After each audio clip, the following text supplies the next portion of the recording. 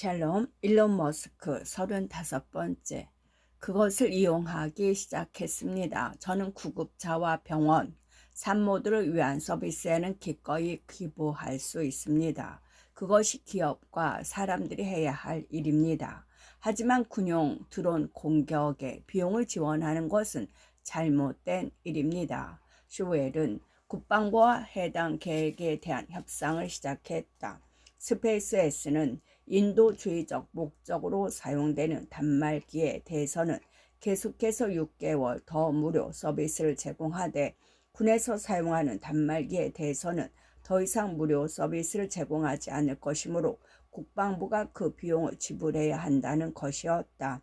결국 국방부가 스페이스X의 서비스 비용으로 1억 4,500만 달러를 지불하는 것으로 합의가 이루어졌다. 그러나 이 이야기가 유출되면서 언론과 트위터에서 머스크에 대한 반발이 거세게 일었다. 결국 머스크는 자금 지원 요청을 철회하기로 결정했다. 스페이스X는 이미 우크라이나에 있는 단말기에 대해 무기한 무료 서비스를 제공하기로 했다. 그가 트위터에 이렇게 적었다. 진절머리 납니다. 스타링크는 여전히 손실을 보고 있고 다른 회사들은 납세자들의 돈 수십억 달러를 받고 있지만 우리는 우크라이나 정부에 계속 무료로 지원할 것입니다. 슈웰은 말도 안 된다고 생각했다. 펜타곤은 말 그대로 1억 4,500만 달러의 수표를 저에게 전달할 준비가 되어 있었습니다. 그런데 일론이 이 이야기를 흘린 펜타곤의 비방꾼들과 트위터의 헛소리꾼들에게 굴복했습니다. 머스크의 친구 데이비스 섹슨도 트위터의 어떤 선행도 처벌받지 않는 게 없군요 라고 올렸다. 그럼에도 우리는 여전히 선행을 해야 하지요. 머스크가 답했다. 페도로프 총리는 상황을 무마하기 위해 머스크에게 감사의 뜻을 담은 암호화된 문자 메시지를 보냈다. 모든 사람이 우크라이나에 대한 당신의 공헌을 이해하는 것은 아닙니다. 스타링크가 없었다면 우리는 성공적으로 가능할 수 없었을 것이라 확신합니다. 다시 한번 감사드립니다. 페도로프는 스타링크의 서비스가 크림반도 공격에 사용되는 것을 허용하지 않겠다는 머스크의 입장을 이해한다고 말했다. 하지만 그는 러시아가 통제하는 우크라이나 남부 및 동부 지역에서 벌이는 전투에 대해서는 스타링크 서비스를 사용할 수 있도록 허용해 달라고 머스크에게 요청했다. 그 결과 암호화된 문자로 놀랍도록 솔직한 비밀 대화가 이루어졌다. 페도로프, 이들 지역을 제외하는 것은 절대적으로 불공평합니다. 저는 자포리지아 지역의 바실리브카 마을 출신으로 부모님과 친구들이 그곳에 살고 있습니다. 지금 그곳을 러시아 군대가 점령하고 있는데 무법과 잔악 행위가 난무하고 있으며 주민들은 해방되기를 손꼽아 기다리고 있는 상황입니다. 9월 말 우리는 해방된 마을들에서 스타링크가 작동하지 않아 이들 지역에 중요한 인프라를 복원할 수 없다는 것을 알게 되었습니다. 우리에게는 삶과 죽음의 문제입니다. 머스크, 러시아가 전 국민 완전 동원 체제에 돌입하면 우크라이나 전역의 모든 인프라를 파괴하고 현재 점령 지역을 훨씬 넘어서 밀어붙일 겁니다. 나토는 우크라이나 전체가 러시아에 넘어가는 것을 막기 위해 개입해야 할 것입니다. 그 시점에서 제3차 세계대전의 발발 위험성이 높아진다는 것은 자명한 사실입니다. 페도로프 동원은 기술만큼 전쟁 과정에 영향을 미치지 않습니다. 이것은 기술 전쟁입니다. 러시아의 완전 동원은 푸틴 체제의 전복으로 이어질 수 있습니다. 이것은 러시아 국민들이 전쟁이 아니기 때문에 그들은 우크라이나에 오고 싶어 하지 않습니다. 머스크, 러시아는 크림 반도를 지키기 위해 그 어떤 상황에서도 어떤 경우에도 멈추지 않을 것입니다. 이것은 전 세계에 치명적인 위험을 가져올 것입니다. 우위를 점하고 있을 때 평화 방안을 찾으시기 바랍니다.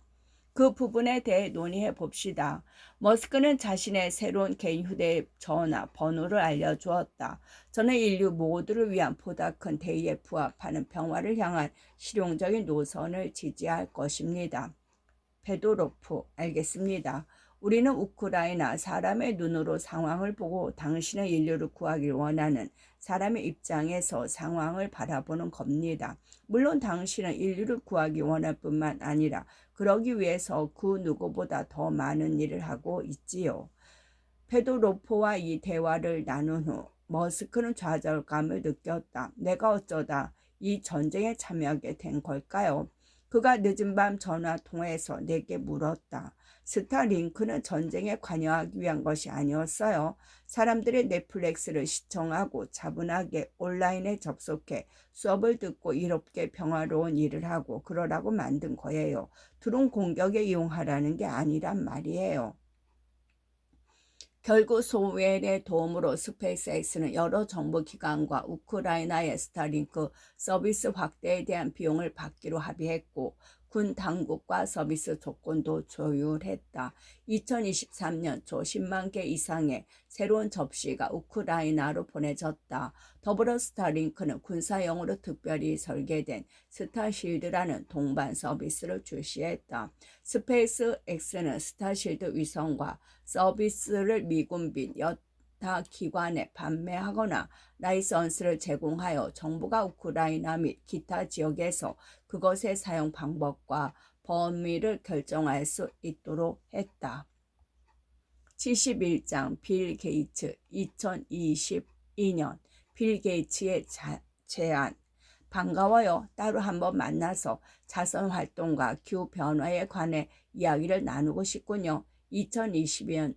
2022년 초 우연히 같은 회의에 참석한 빌 게이츠가 머스크에게 말했다. 머스크는 그 무렵 주식을 매도한 후 세금 문제로 자선기금을 설립해 57억 달러를 기부한 상태였다. 당시 자선활동에 대부분의 시간을 보내고 있던 게이츠는 머스크에게 여러 가지 제안을 하고 싶었다. 게이츠가 아들 롤리를 스페이스X에 데려왔을 때를 포함해 두 사람은 과거에도 몇 차례 친근하게 교류한 적이 있었다. 대부분의 기술자들과 달리 마이크로소프트의 운영체제를 유난히 좋아했던 머스크는 지치지 않는 집념과 하드코어 접근 방식으로 세계 최고의 회사를 일궈난 게이츠의 많은 면에서 공감대를 형성할 수 있었다.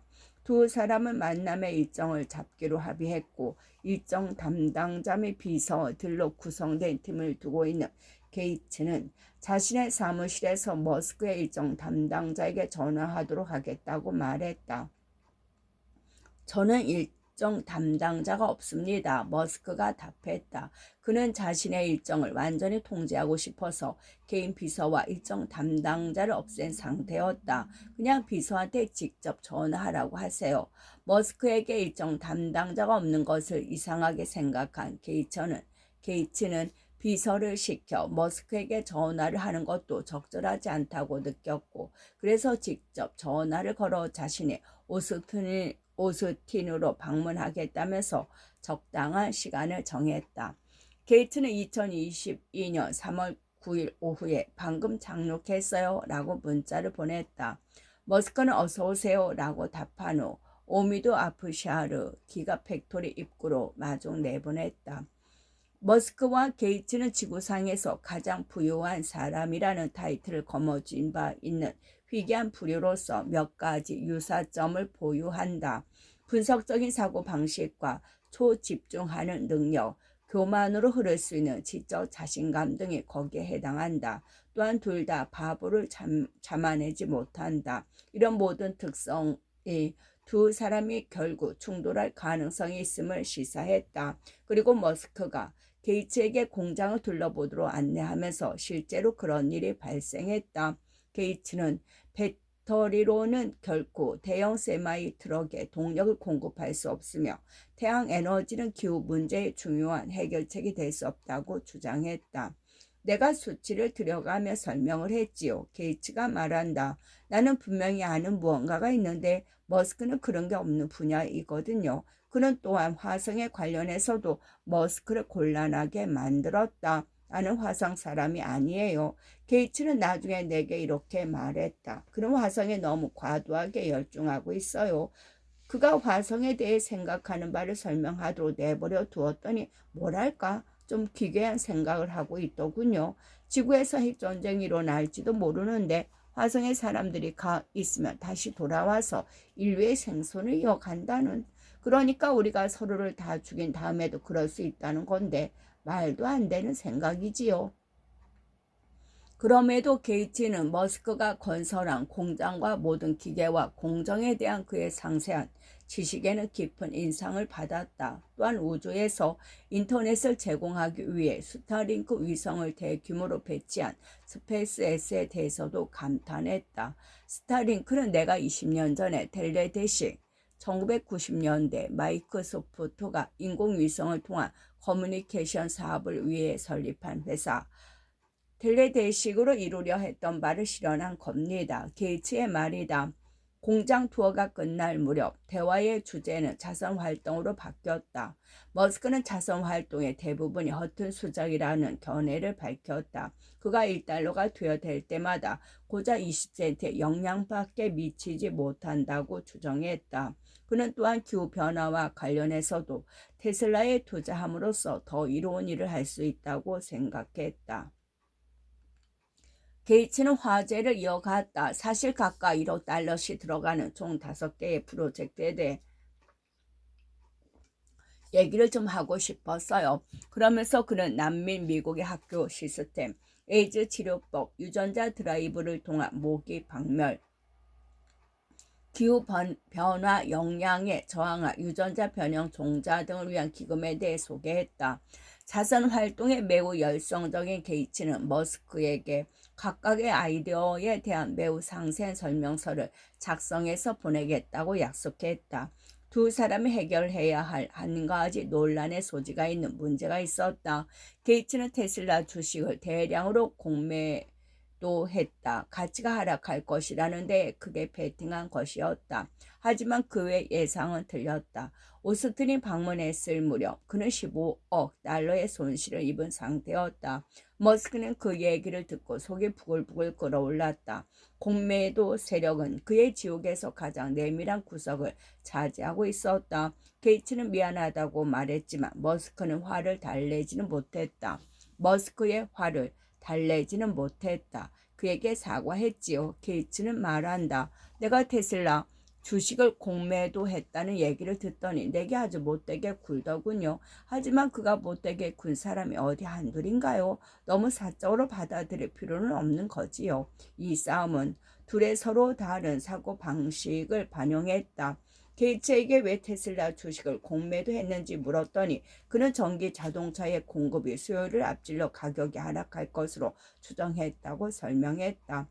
나는 고개를 끄덕였지만 여전히 같은 의문이 들었다. 왜 그는 그 주식을 공매도 했을까? 게이츠는 방금 설명한 내용을 이해하지 못했느냐는 듯이 나를 쳐다보더니 너무도 당연하다는 듯이 다시 대답했다. 테슬라를 공매도하면 돈을 벌 수 있다고 생각했다는 것이었다. 그런 사고방식은 머스크에게는 낯선 것이었다. 그는 세상을 전기 자동차 시대로 바꾼다는 사명의 정당성을 믿었고 안전한 투자가 아닌 것처럼 보였을 때조차도 그 목표를 이루기 위해 가용한 모든 자금을 투입했다. 어떻게 기후변화에 맞서 싸우는데 열정을 쏟는다고 말하면서 그 분야에서 가장 큰 역할을 하는 회사의 전체 투자액을 갉아먹는 일을 할 수 있을까요? 게이츠의 방문 며칠 후 머스크가 내게 물었다. 그것은 순전한 위선이에요. 왜 지속 가능한 에너지 자동차 회사의 실패로 돈을 벌려고 하느냐고요. 그라임스는 자신만의 해석을 덧붙였다. 저는 그것이 어느 정도는 거시기 크기 겨루기까지 비롯된 것이라고 봐요. 게이츠는 4월 중순 머스크에게 자신이 직접 작성한 자선 옵션에 관한 설명서를 보냈다. 머스크는 문자로 간단한 질문을 던지는 것으로 반응을 보였다. 아직도 테슬라에 대해 5억 달러의 공매도 포지션을 보유하고 계신가요? 게이츠는 이제 막 대학원에 입학한 아들 놀리와 함께 워싱턴 DC의 포시즌스 호텔 식당에 앉아 있었는데 웃으면서 놀리에게 문자를 보여주며 어떻게 대답해야 할지 조언을 구했다. 그냥 예라고 대답한 다음 빠르게 주제를 바꾸세요. 롤리가 제안했다. 게이츠는 그렇게 문자를 보냈다. 아직 거래를 중단하지 못해서 미안하군요. 그런 후 덧붙였다. 자선 활동의 가능성에 대해 논의하고 싶군요. 먹히지 않았다. 죄송합니다. 머스크가 즉시 받아쳤다. 기후변화 문제를 해결하기 위해 가장 많은 노력을 기울이고 있는 테슬라에 대해 대규모 공매도 포지션을 취하고 있는 분의 기후에 관한 자선 활동을 진지하게 받아들일 수는 없습니다. 머스크는 화가 나면 심술궂게 변할 수 있는데 그런 경우 특히 트위터에 못된 짓을 저지르곤 한다. 그는 골프 셔츠를 입고 찍은 배가 볼록 나온 게이츠의 사진에 임신한 남성을 묘사한 이미지를 나란히 붙여 트위터에 올리며 당신이 빨리 살을 빼야 한다면 이라는 코멘트를 달았다. 게이츠는 머스크가 왜 자신의 공매도 투자에 대해 화를 내는지 진정으로 의아해했다. 그리고 머스크는 게이츠가 그것을 의아해한다는 사실에 대해 같은 정도로 의아해했다. 머스크는 게이츠와 문자를 주고받은 직후 나에게 문자를 보냈다. 이 시점에서 나는 그가 명백히 미쳤다고 그리고 완전히 얼간이라고 확신합니다. 사실 그를 좋아하고 싶었는데 하지만 게이츠는 훨씬 자애로웠다. 그의 말 워싱턴 DC에서 열린 만찬에 참석했을 때 사람들이 머스크를 비판하자 그는 이렇게 말했다. 일론의 행동 방식에 대해 어떤 식으로 느끼든 그것은 여러분의 자유입니다. 하지만 우리 시대에 과학과 혁신의 한계를 뛰어넘기 위해 그보다 더 많은 일을 한 사람이 없다는 것은 확실합니다. 새로운 방식의 자선활동 머스크는 수년 동안 자선 활동에 거의 관심을 보이지 않았다. 그는 에너지의 지속 가능성과 우주 탐사, 안전한 인공지능을 추구하는 회사들의 돈을 계속 투자하는 것이 자신의 인류를 위해 할 수 있는 가장 좋은 일이라고 생각했다. 게이츠가 그를 방문해 자선 사업에 기여할 것을 제안하고 며칠 후 머스크는 제널드 버첼 및 4명의 유산 상소 자문위원들과 함께 갓 완성된 테슬라 기가 텍사스 공장의 조립 라인이 내다 보이는 중위층의 테이블에 앉았다. 자선 활동에 뛰어들라는 게이츠에게 동의하지 않았지만 그는 전통적인 재단보다 더 효율적으로 기능하는 무언가에 기금을 지원하기 위한 아이디어를 원했다. 버첼은 비영리 지주 회사를 설립하는 것을 제안했다. 비영리 지주 회사는 다수의 비영리 회사를 보호 대상으로 삼아 자금을 지원하며 지침을 제시하는 영리 사업체와 유사한 방식으로 운영하는 자선사업 조직을 말한다. 비첼의 설명에 따르면 하워드 휴스 의학연구소와 비슷한 구조를 갖추는 것이었다. 버첼은 내게 이렇게 말했다. 일단 아기가 걸음마를 떼듯 시작하자는 겁니다. 궁극적으로는 상당히 큰 규모로 발전시켜 이를테면 본격적인 고등학교 기간과 같은 역할을 할 수 있는 것이고요. 머스크는 이 콘셉트가 마음에 들었지만 실행에 옮길 준비는 되어 있지 않았다. 지금은 생각할 게 너무 많아요. 그가 테이블을 떠나면서 말했다. 그랬다. 그날 2022년 4월 6일 머스크는 기가 텍사스에 오프닝 행사를 준비하고 있었고 오전에 모델 Y의 조립 라인을 꼼꼼히 점검하고 계획 중에 기가 로데오 파티의 세부 사항을 승인하는 등 바쁘게 시간을 보낸 터였다. 또한 이날은 무역과 중국의 관세, 배터리 보조금 등을 주제로 백악관 관계자들과 전화회의를 하는 날이기도 했다. 그리고 그날 그의 머릿속을 가장 많이 차지하고 있던 사안도 있었다. 그가 1월부터 몰래 주식을 추적해온 한 회사의 이사회에 합류해달라는 제안을 받아 방금 수락하긴 했지만 다시 생각해 봐야 하는 거 아닌지 계속 고민하는 중이었다. 72장 새로운 투자 트위터 2022년 1월에서 4일 폭풍 전야 2022년 4월 머스크의 주변 상황은 놀라울 정도로 순조롭게 흘러가고 있었다. 지난 12개월 동안 광고비를 한 푼도 쓰지 않았는데도 테슬라의 매출이 71% 성장했다. 주식은 5년 사이에 15배가 올랐고 이제 그 다음에 9개 자동차 회사를 다 합친 것보다 더 큰 가치를 지니게 되었다. 머스크는 마이크로칩 공급 업체를 맹렬히 울러댄 덕분에 테슬라는 다른 제조업체와 달리 팬데믹으로 인한 공급망 혼란의 시기를 견뎌내고 2022년 1분기에 기록적인 출하량을 달성할 수 있었다. 스페이스X의 경우 2022년 1분기에 다른 모든 기업과 국가를 합친 것보다 2배나 많은 질량을 궤도에 쏘아 올렸다. 4월에는 네 번째 유인 임무 수행에 들어가 아직 자체 발사 능력을 갖추지 못한 나사의 우주 비행사 3명과 유럽 우주국의 우주 비행사 1명을 태운 우주선을 국제우주 정거장에 보냈다. 또한 같은 달에 또 다른 1단의 스타링크를 통신 위성을 궤도에 쏘아 올려 당시 우크라이나를 포함한 40개국의 50만 가입자에게 인터넷 연결을 제공하던 통신 위성 수를 2100개로 늘렸다. 스페이스X 외에 그 어떤 회사나 국가도 궤도 로켓을 안전하게 착륙시켜 재사용하는 데 성공하지 못했다. 정말 기이한 점은 수년이 지난 지금까지도 착륙하고 재비행할 수 있는 유일한 궤도 부스터는 펠컨 9번이라는 사실입니다. 머스크는 이렇게 트윗했다. 그 결과 그가 처음으로 투자하고 구축한 4개의 회사의 2022년 기준 가치는 다음과 같았다. 테슬라는 1조 달러, 스페이스X는 1000억 달러, 보링 컴퍼니는 56억 달러, 뉴럴링크 10억 달러. 머스크가 현 상태 그대로 내버려 두어도 영광스러운 한 해가 될 것 같았다. 하지만 그대로 내버려 두는 것은 머스크의 본성에 맞지 않았다.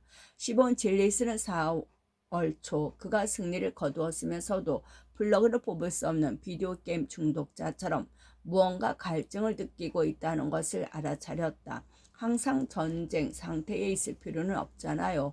아니면 전쟁 중일 때 더 큰 위안을 얻는 뭐 그런 건가요? 그녀가 그에게 말했다. 그것이 내 기본 설정의 일부야. 그가 답했다. 마치 시뮬레이션에서 이기고 있는데 이제 무엇을 어떻게 해야 할지 모르겠다고 느끼는 것 같았어요. 그녀가 말한다. 평온한 상태가 오래 지속되는 것은 그를 불안하게 만듭니다. 그날에 그의 회사들이 달성한 이정표에 대해 대화를 나누던 중 그는 내게 테슬라가 매년 1조 달러의 수익을 내는 세계에서 가장 가치 있는 회사가 될 수 있는 궤도에 올라섰다고 생각하는 이유를 설명했다. 하지만 그의 목소리에는 축하나 만족의 기색이 전혀 없었다. 나는 항상 칩을 다시 테이블에 올려놓거나 다음 단계에 게임을 하고 싶었던 것 같아요. 그가 말했다. 가만히 앉아 있는 걸 잘 못하는 거지요. 머스크는 보통 이런 불안한 성공의 순간에 드라마를 연출한다. 서지를 발동하고 제트기를 출격시키고 비현실적이고 불필요한 마감 기한을 선포한다. 자율성의 날, 스타쉽 쌓아 올리기, 솔라 루프 설치, 자동차 생산 지옥 등등. 그는 갑자기 비상배를 울리고 소방훈련을 강행한다. 형은 통상적으로 회사들 중 한 곳에 들어가서 위기로 전환할 무언가를 찾습니다. 킴벌의 말이다. 하지만 이번에 머스크는 그렇게 하지 않았다. 대신 충분한 생각을 거치지 않고 트위터를 인수하기로 결정했다. 트위터라는 놀이터. 2022년 초 머스크가 불안을 느낄 정도로 평온한 시기는 갑자기 많은 현금이 주머니에 들어온 순간과 운명적으로 일치했다. 주식 매각으로 그에게 약 100억 달러라는 거금이 생겼다. 그 돈을 그냥 은행에 넣어두고 싶지 않았어요. 그는 말한다. 그래서 내가 좋아하는 제품이 무엇인지 내 자신에게 물어봤고 그건 쉬운 질문이었지요. 바로 트위터였거든요. 1월에 그는 개인 매니저인 제러드 버첼에게 비밀리에 트위터 주식을 사 모으라고 지시했다. 트위터는 머스크에게 이상적인, 아니 너무도 이상적인 놀이터다. 트위터는 마치 엄지손가락용 화염 방사기처럼 충동적이고 무분별하며 여과 과정을 거치지 않은 유저들에게 보상을 제공한다. 조롱과 괴롭힘 등 마치 학교 운동장과 같은 속성을 많이 가지고 있다. 하지만 학교에서와 달리 트위터에서는 영리한 아이들이 떠밀려 콘크리트 계단을 구르는 대신 팔로워를 확보한다. 그리고 만약 가장 부유하고 똑똑하다면 어렸을 때와는 달리 학교 운동장의 왕이 되기로 결심할 수도 있다. 머스크는 2006년 트위터의 출시 직후부터 그것을 사용했지만 스타벅스에서 마신 라떼의 종류에 관한 트윗 등의 지루함을 느껴 계정을 삭제했다. 친구인 빌리가 대중과 여과 없이 소통할 수 있는 창구를 확보하는 차원에서 다시 시작해 보라고 권했고, 그래서 2011년 12월에 다시 트위터를 시작했다. 그의 초기 트윗에는 크리스마스 파티에서 머리털을 곤두세운 가발을 쓰고 아트 카펑클의 흉내를 내는 사진이나 난처한 우정의 시작을 알리는 글 등이 포함되었다. 오늘 갑자기 카니에 웨스트로부터 전화를 받았고 신발부터 모세 등에 대한 그의 다양한 생각을 들었습니다. 그가 트위터에 올린 글이다. 그는 정중했지만 이해하기 힘든 구석이 있었습니다. 그 후 10년 동안 머스크는 1만 9천 개 트윗을 올렸다. 그는 말한다. 내 트윗은 때때로 나이아가라 폭포처럼 너무 빨리 무더기로 쏟아져 나옵니다. 그럴 때면 그냥 거기에 빠져서 무작위로 쏟아지는 똥을 피하려 애쓰게 되지요.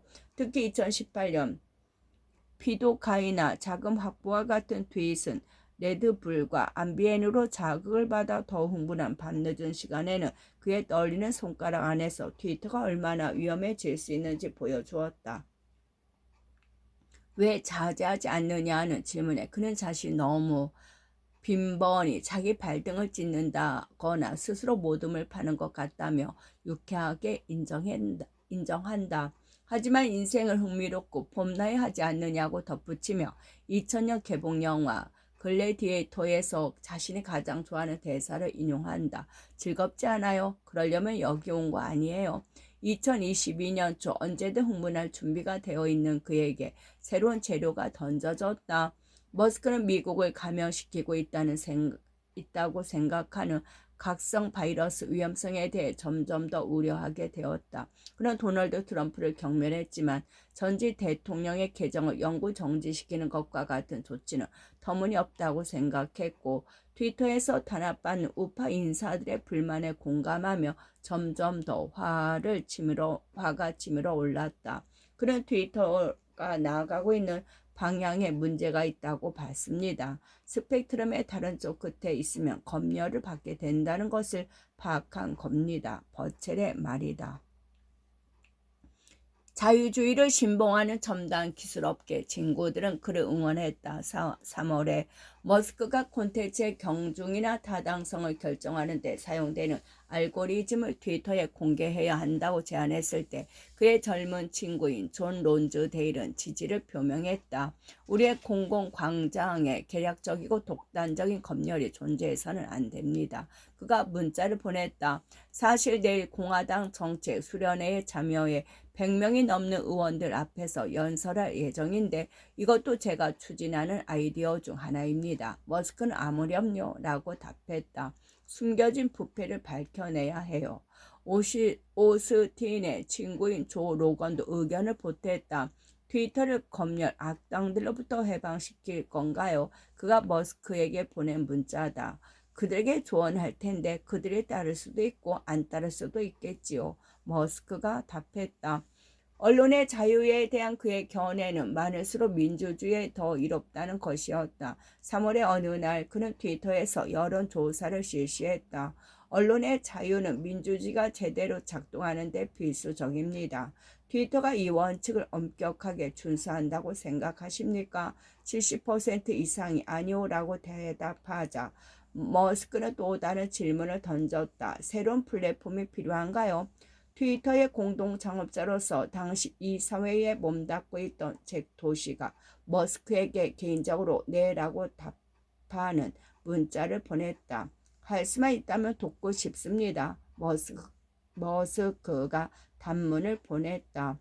트위터 이사회의 제안.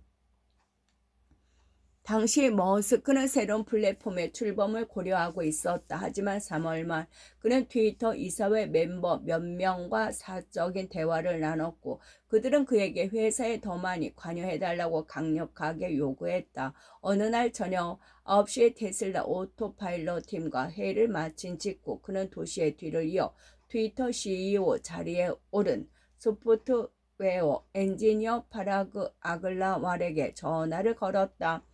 두 사람은 3월 31일에 트위터의 이사회 의장 브렛 테일러와 함께 비밀리에 저녁 식사를 하기로 했다. 트위터 직원은 그들의 회동 장소로 샌에제이 공항 근처에 있는 ABNB 농가를 잡아놓았다. 테일러가 먼저 도착해 머스크에게 문자를 보냈다. 최근에 회의한 장소가 가장 이상한 곳입니다. 트랙터와 당나귀들이 있네요. 아마 ABNB 알고리즘이 당신이 트랙터와 당나귀를 좋아한다고 생각하나 봅니다. 그렇지 않은 사람도 없겠죠. 머스크가 답했다.